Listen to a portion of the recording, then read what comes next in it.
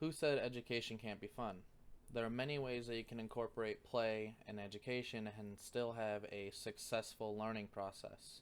We've all been in a position where we found a subject boring or challenging. Now imagine being a toddler with no prior educational history and trying to learn your ABCs for the very first time. It's going to be very hard to keep your attention on something like that.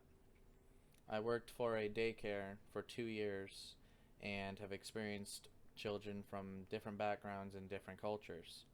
The one thing that I found that they all have in common is that they learn better when there's something within that educational activity that they are familiar with. My example is the alphabet and how you can incorporate it with something that they're familiar with. So, my daughter, for example, loves Disney, and we got a Disney puzzle that has all the letters with the different people from her favorite Disney shows.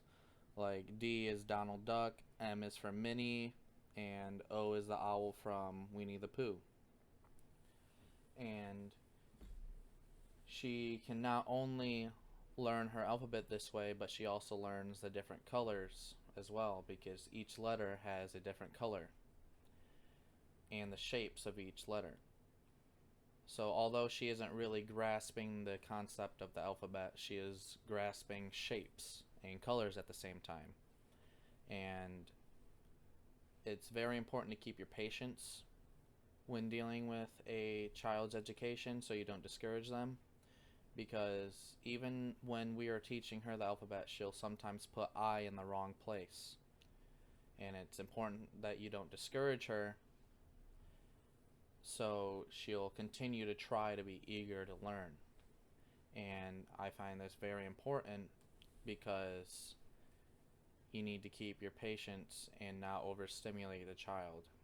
The main thing is that you don't want to discourage your child from learning. And even if you're giving them directional cues, like pointing directly at the letter that the spot goes in, they aren't going to really grasp it right away. Like, they might put the letter in upside down and think it doesn't go there. It's important that you keep on them in a positive tone and make sure that they know that you're there with them. When you're dealing with a puzzle like this, you are hitting all three intellectual keys: the cognitive development, the physical development, and their social emotional development. These are all important because they are all going to grasp the information in different ways. So with the shapes and stuff, that's their cognitive and how they retain the information. Their physical is actually physically putting it into each slot. And their social and emotional is that bond and trust they're building with you while you're teaching them.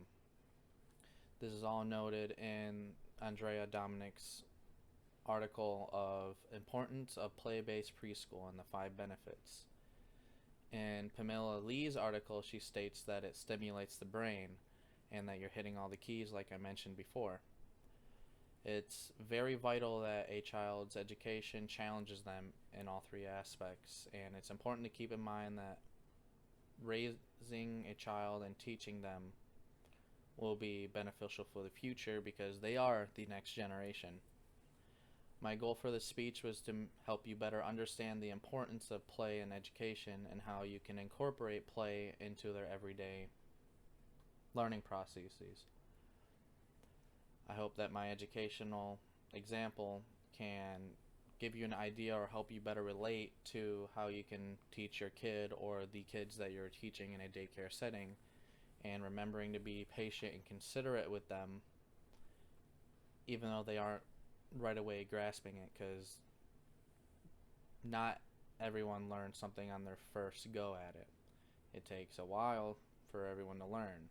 If you can remember back when you were learning your ABCs, I guarantee you didn't learn it on the very first try.